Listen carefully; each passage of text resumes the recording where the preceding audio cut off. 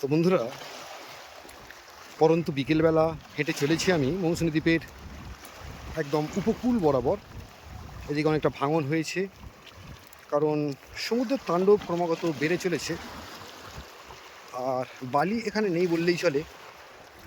দূরে একের পর এক ক্যাম্প, মৌসুমী ট্যুরিজমের অন্তর্ভুক্ত ভিন্ন ক্যাম্প একের পর এক সাজানো এই সমুদ্র উপকূল গঙ্গা নদীর মোহনায়।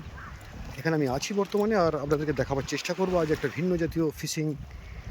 সেটা হচ্ছে এই যে যারা ফিরছে দেখুন, আর এই যে দাদা রেডি হচ্ছেন।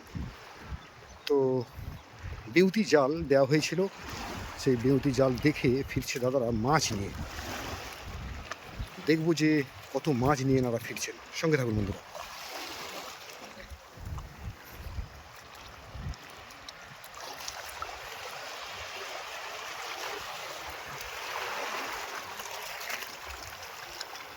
তো যারা কাগজের নৌকো ফেসবুক পেজে আছেন, তারা ভিডিওটি একটু ফলো করে দেবেন, পারলে একটু শেয়ার করে দেবেন, আপনার মূল্যবান মতামত কমেন্ট বক্সে দিয়ে যাবেন। আর যারা ইউটিউব চ্যানেলে আছেন, কাগজের নৌকো ইউটিউব চ্যানেলে, তো তাদেরকে অনুরোধ করব একটু সাবস্ক্রাইব করে দেবেন আর দেখতে থাকুন শেষ পর্যন্ত এই মজাদার ভিডিও।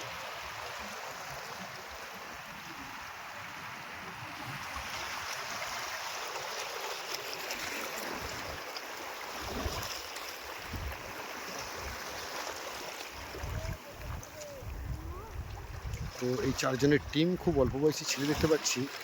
এরা সমুদ্রের সাথে এতক্ষণ লড়াই করে দূর থেকে জাল থেকে সংগ্রহ করে আনলো প্রচুর পরিমাণে মাছ। আর দেখতে পাচ্ছি সোলার যে থার্মোকলের একটা ভাসমান একটা নৌকা বলবো, ছোট্ট মতো বোট, তার উপরে করে গিয়েছিল। কিন্তু দেখবো কী কী মাছ নিয়ে ফিরেছে। সঙ্গে থাকুন।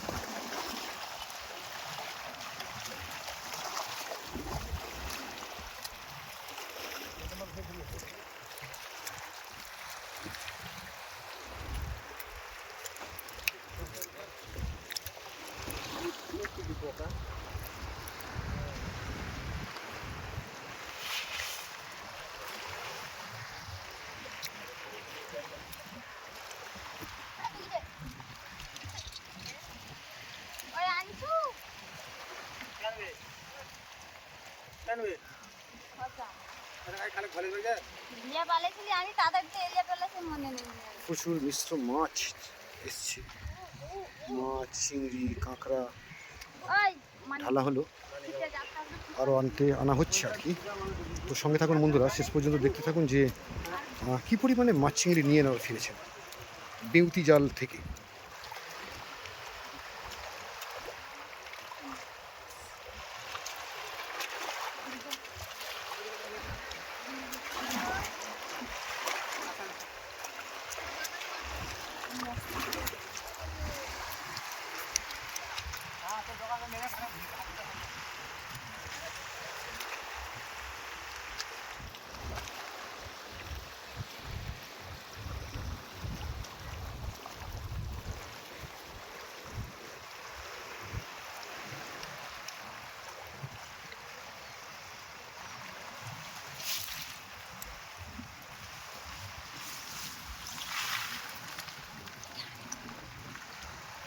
প্রচুর পরিমাণে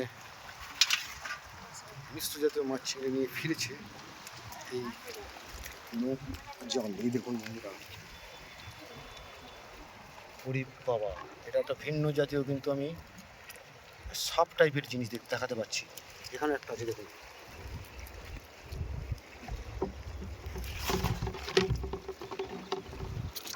সমুদ্র কাঁকড়া ছোট্ট।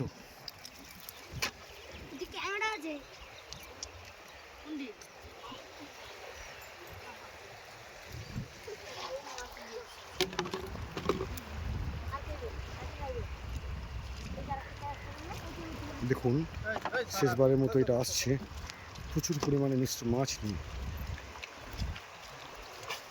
আপনারা আছেন কাগজের নৌকো, দেখছেন মৌসুমী দ্বীপের মোহনায় বেউতি জাল থেকে সংরক্ষিত মাছ, প্রচুর পরিমাণে মাছ ছিঁড়ে নিয়ে ফিরেছেন দাদারা।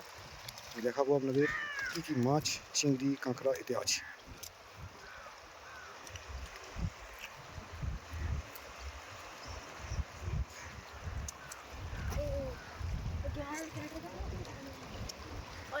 ছোট কাঁকড়া ফেল দে না।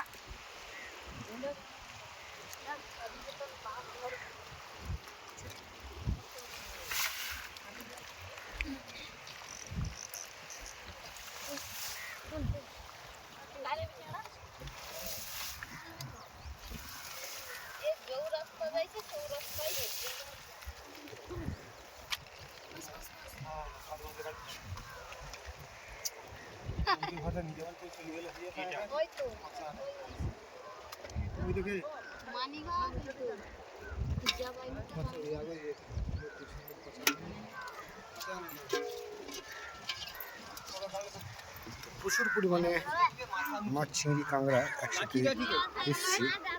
দেখুন এই ছোটো ছোটো কাঁকড়াগুলো বেরিয়ে যাওয়ার চেষ্টা করছে।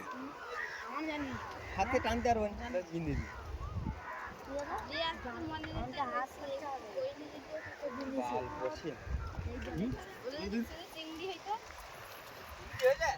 থার্মোকলের যে বোট সেটাকে সরিয়ে নিয়ে যাওয়া হচ্ছে।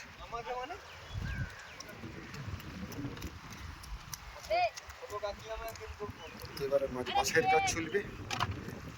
বন্ধুরা দেখুন শেষ পর্যন্ত এই বিশাল পরিমাণে যে এত মিশ্র মাছ চিংড়ি এসছে, এবারে এগুলো বাছাইয়ের কাজ চলবে।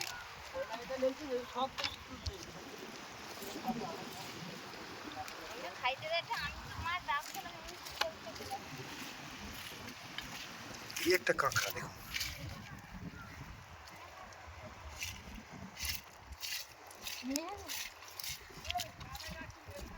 এটা কিন্তু একটু অন্য টাইপের কাঁকড়া। চিতি কাঁকড়া বলা হয়, কিন্তু এটা সমুদ্রের একটা ভিন্ন জাতীয় কাঁকড়া।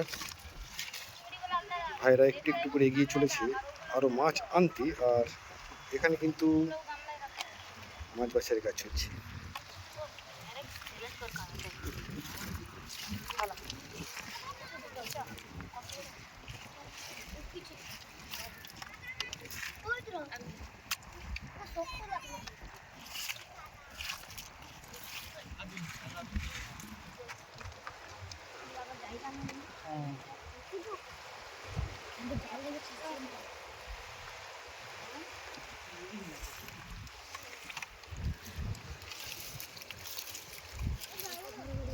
সে কত বদ্ধ করে দিছে একটা পানছি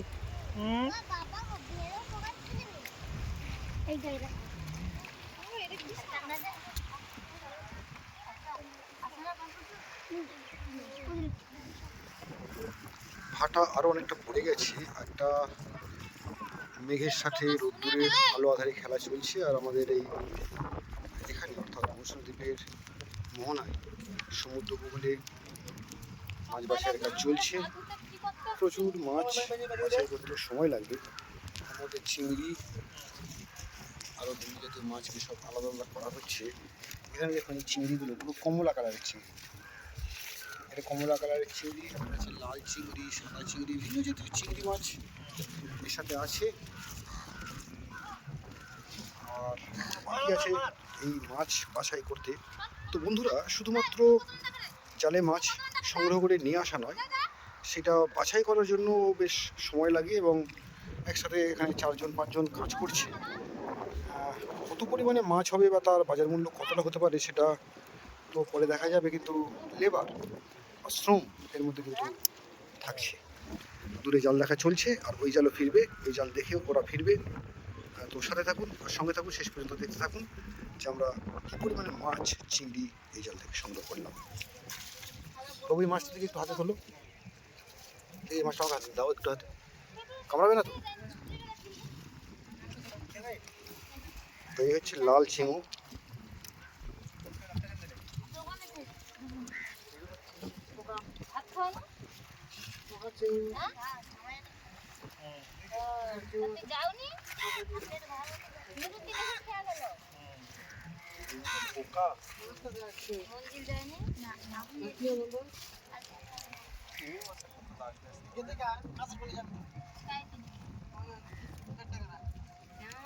তো এর মধ্যে পাপার ফিশও দেখতে পাচ্ছি। এগুলো কি মারা গেছে নাকি? এই পাপার ফিশ মারা গেছে না? তো বন্ধুরা দেখুন, এর বড় পাপার ফিশ, এগুলো হচ্ছে মাঝারি সাইজের পাপার ফিশ। তো এই পাপার ফিশ একটু ফুলে ওঠে আর কি, এই বুকটা, এই একটা দেখতে পাচ্ছি।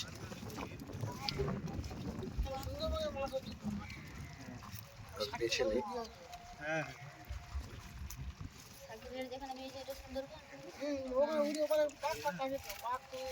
মাছ বাছের কাজ চলছে, প্রচুর মাছ, মিষ্টি মাছ, যার মধ্যে বেশিরভাগটা কিন্তু নষ্ট হয়ে যাবে বা ছিঁড়ে দিতে হবে, ফেলে দিতে হবে। বিক্রির উপযোগী মাছ নয়।